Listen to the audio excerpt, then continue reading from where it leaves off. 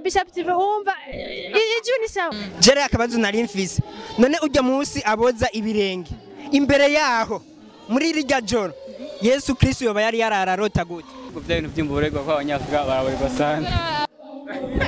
bakunzi ba Bishop TV urabona ko no munsi ko turagerageza kubakorera ibintu bitosoye aba memeur bacu no munsi ni benshi uko batandukanye baberewe hendabi rawo mu wese n'agapira kiwe abambere muheje ko mu nikirato bakibona cameraman ngo nikirato bakibone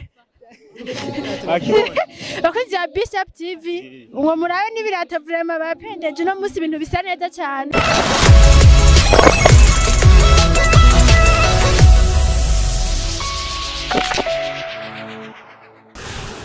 Bishop TV nabwo nguma ndabazanira abantu bashasha naho murabona ko niba abandi nyene hari CHAZEL hakaba no bita Classik4real hama uheruka twarakoranye ibiganiro babidondora ariko subira ubita amazina yawe y'ukuri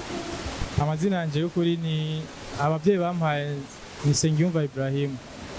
amazina y'akazi ariyo nkoresha ku mapaje yanje yose Instagram Facebook Twitter ni Classik4real canke kwanyita ni Mahuba niko gatanzirano benshi banzi nari ugashira inyuma twibagiye okay nazo idondera abakunzi ba Bishop TV nanje amazina abavyeyi bampaye ni Iradukunda Shalom hama kuri Facebook Twitter hose nkoresha izina rya CHAZEL keze kuri IG hoho ari CHAZEL hariho ikibazo dukunda kuguma tubabaza nigiki cyatumye wowe wumva woja kwandika mu byo kwandika amameme bon je musanzwe namenye ko iyo mpano ndayifise nk'ikiciga muri terminal kubera narakunda gukora utumim ku banyeshure twigana jewe ngira nzokwiza umwaka mu Rosi Youth nzokwiza umwaka urumva rero abanyeshure twigana bashobora kuntugira nk'agafoto gatwengeje cyane ngasha ndagatora nkandika kamim ngasha ndagashira muri groupe y'abanyeshure twigana nkabona birabaryohe rero maze kweza amashuri hano cyavuga ati ibi bintu nta kuntu byagura nkabishira kuri réseaux sociaux nyine bikabona abantu benshi nabaca nimvira créer page ya CHAZEL Rosi Youth 2021 nuko byaje nasanze nabyisanzemo wabyisanzemo même si wanditse ukabona ko yakunzwe n'abantu yari fise amavyizi ngana gute bon mengari 2K yavuga gute kumenya ntanyuka neza okay ndayuze urumva ni yari foto nyine y'imboregwa yari kiravuga ngo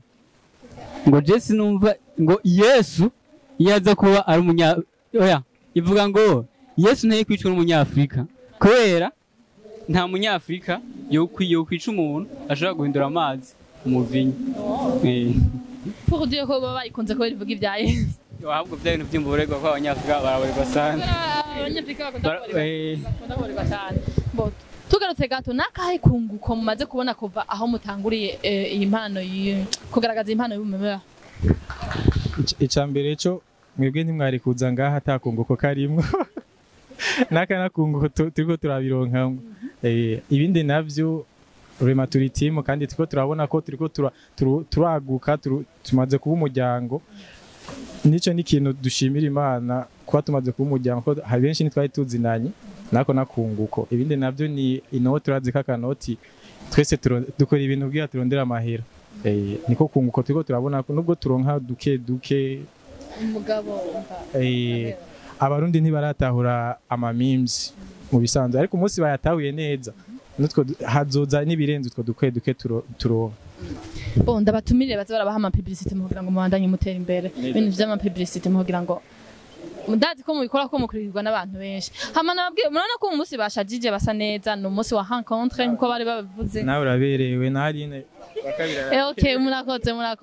no umunsi wa rencontre ya mbega iyi rencontre ni yihe objectif iri imbere mu kugira ngo objectif mwashize imbere mu kugira ngo mwimbere kugira rencontre twese mu gatashi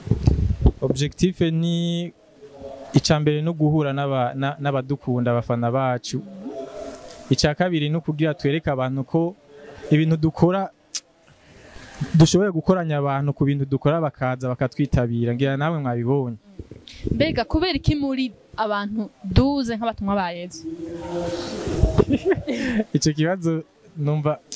bon ndacishiye nkuko kiri mu bisanzwe twararenga 12 ariko kubera bazi muri umugwi bisaba ko mwese mukorera hamwe ariko kubera bamwe badashaka twagenda tutari kumwe dufise igikorwa dukorera hamwe ntibabemwo baciye tugenda turabakuramo ariko ntitwabakuyemo kubirukana oya twabanjije turabashira ku ruhande kugira abo dukorera babone ko turi seriye nivyo dukora kugira babone ko turi 12 tubabwiye ko turi 12 babone turiko turakora turi 12 nuko kandi ntitubanka nabo bari ngaha baje batwitavye barabona akunguko iterambere riri mu byo turiko turakora kumbure bazogaruka dusubire dukorane nabo ndababwira ati felicitation mutera courage kandi mubandanye mutera imbere iyi rencontre bari ya mbere mugize nka Burundian Meme Lord iyi niyo rencontre ya mbere tugize kandi turabona ko ibintu byageze neza turashaka kugira na deuxième édition ibintu bikawushirizaho nyine tukagura imbibe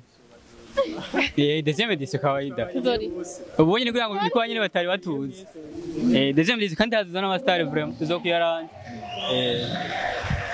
inyuma y'iyi rencontre ni iki mwiteze inyuma yayo ni iki mwiteze nka kunguko bivanye nuko n'urugero mwari muriko icambere cyo intango ya migo emisi yose impamvu tubabwiye ko twabarihiye nta kunguko kanini tubyitezemo twashatse gusa kugira dusangire rwa rukundo rw'iwacu namwe mudukunda tube hamwe niko kunguko urumva nyamukuru tuza kubironkamo ko ntitwiteze amahera ko amahera turayabuze ariko muri ibi ntabyo twitezemo confiance yacu namwebwe ku buryo nitwategura ibindi vya kabiri muzotwitaba nubwo tuzobirihisha ndazi ntimuzoreka kuriha vraiment. Okay, nk'aka gift muba mwatekereye abafanzi banyu kugira ngo bagende baryohewe.